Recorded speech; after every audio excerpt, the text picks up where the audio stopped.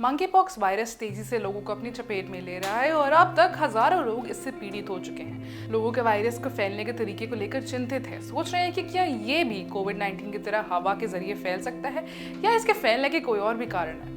नमस्कार, मैं हूं अंशिका और मेडिकली स्पीकिंग में आपका स्वागत है। एमपॉक्स एक वायरल बीमारी है जो ज्यादातर सेंट्रल और वेस्टर्न अफ्रीका में पाई जाती है। अभी वहां करीब 14,000 से ज्यादा मामले सामने आए हैं, जिनमें से 524 लोगों की मौत हो चुकी है। वर्ल्ड हेल्थ ऑर्गेनाइजेशन ने भी इसे ग्लोबल हेल्थ इमरजेंसी घोषित किया है। एमपॉक्स वायरस को कोविड-19 से भी खतरनाक माना जा रहा है। साइंटिस्ट के अनुसार ये वायरस किसी भी इन्फेक्टेड इंसान के संपर्क में आने से फैल सकता है। इन्फेक्टेड इंसान से बात करने, उसके पास बैठने या यौन संबंध बनाने से शरीर में प्रवेश करता है। खासकर गर्भवती महिलाओं को इस वायरस से सतर्क रहने की जरूरत है। भारत में इस वायरस के 30 मामले सामने आए। इसके कुछ लक्षण हैं जिनके जरिए आप सतर्क हो सकते हैं।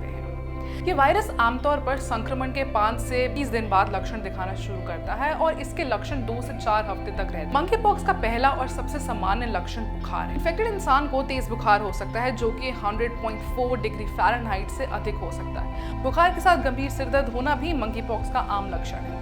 यह दर्द अक्सर माथे और सिर के पिछले हिस्से में होता है। इन्फेक्टेड इंसान को मांसपेशियों में दर्द महसूस हो सकता है। यह दर्द पूरे शरीर में भी हो सकता है, विशेष रूप से पीठ और पैरों। अत्यधिक थकान और कमजोरी एक और लक्षण है, जिससे व्यक्ति को दिन प्रतिदिन के कार्य करने में कठिनाई हो सकती है। इसके अलावा लिम्फ नोड्स का सूजन भी शामिल है। ये सूजन खासकर गर्दन, काक और जांघों में भी देखी जाती है। यह लक्षण मंकी पॉक्स को अन्य समान लक्षणों वाली बीमारियां जैसे कि चिकन पॉक्स से अलग करता है। बुखार के 1 से 3 दिनों बाद त्वचा पर दाने या रैशेज निकलना शुरू हो जाते हैं। दाने शुरुआत में लाल धब्बे यानी कि मैक्यूल्स के रूप में होते हैं, जो बाद में उभरते हुए दाने यानी पेप्यूल्स में बदल सकते हैं। इन दानों में मादव यानी कि पस भर जाता है, जिससे पुस्ट्यूल्स कहते हैं। ये पुस्ट्यूल्स सूखकर पपड़ी यानी कि स्कैब्स बन जाते हैं और फिर गिर जाते हैं। अगर बात करें कि क्या एमपॉक्स कोविड या स्मॉल पॉक्स जैसा है, तो मंकी पॉक्स, कोविड-19 और स्मॉल पॉक्स तीनों संक्रामक बीमारियां, लेकिन इनके कारण बनने वाले जो वायरस हैं, लक्षण और प्रसार के तीनों अलग अलग हैं। आइए देखते हैं कि ये बीमारियां एक दूसरे से कितनी मिलती जुलती हैं और इनमें क्या अंतर है।